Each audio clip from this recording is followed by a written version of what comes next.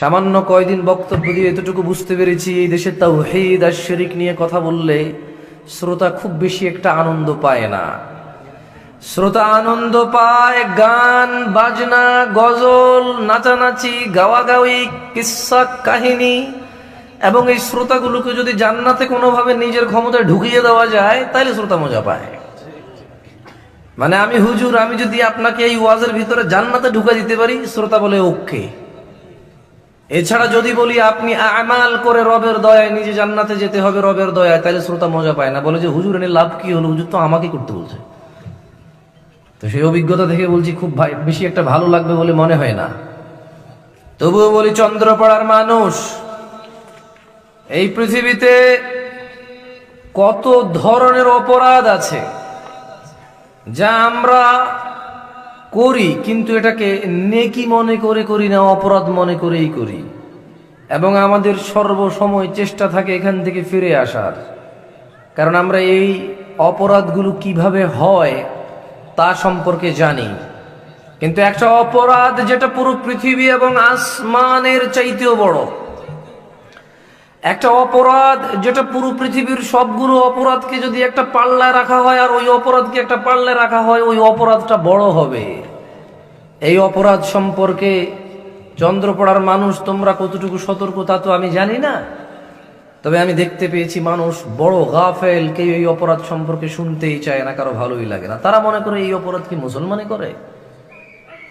চন্দ্রপাড়ার পুরুষ এবং মহিলা তোমাদের উদ্দেশ্যে বলছি, তোমরা জানো মুসলমান নামাজ পড়ে কিন্তু জিনা করে। তোমরা জানো মুসলমান হজ করে কিন্তু সুদ খায়। তোমরা জানো মুসলমান দাড়ি রাখে কিন্তু মারামারি করে।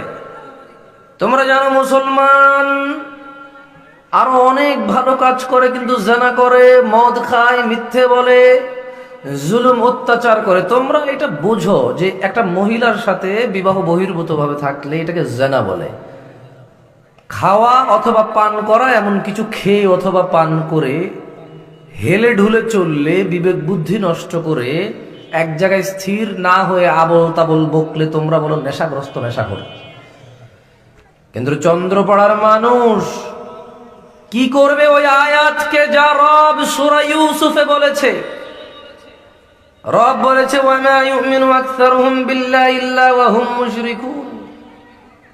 এই মানুষগুলোর অধিকাংশ মানুষ যারা ঈমান এনে মুমিন মুসলিম হয়েছে, কিন্তু ঈমান আনার পরে, মুমিন হওয়ার পরে এরা অধিকাংশ বেশিরভাগ শিরিক করে আল্লাহর সাথে।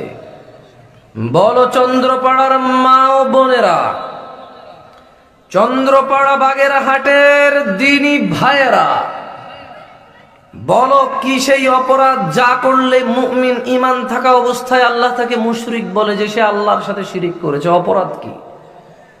মুসলিম তো আর কোনো মাটি দিয়ে কিছু তৈরি করে তাকে পূজা করে না, সিজদা করে না, তার কাছে মাথা নত করে না, কিছু চায় না। মুসলিম তো উট, দুম্বা, গরু, ছাগল, সূর্য, আগুনকে পূজা করে না। তাহলে কি সেই অপরাধ যা করলে মুসলিম মুশরিক হয়ে যায়?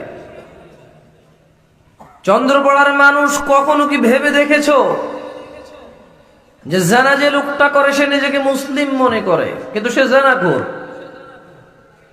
নেশা যে করে সে নিজেকে মুমিন মুসলিম মনে করে কিন্তু সে নেশাখোর। সুদীও নিজেকে মুমিন মুসলিম মনে করে কিন্তু সে সুদী, ঘুষখোর, দুর্নীতিবাজ, জালেম, অত্যাচারী অথবা মিথ্যেবাদী। ঠিক আছে, তার এই কাজগুলো তার ঈমান নষ্ট করে না, আমিও জানি, কিন্তু এই কাজগুলো মুসলমানের মধ্যে কিছু লোকজনে করে নাকি করে না?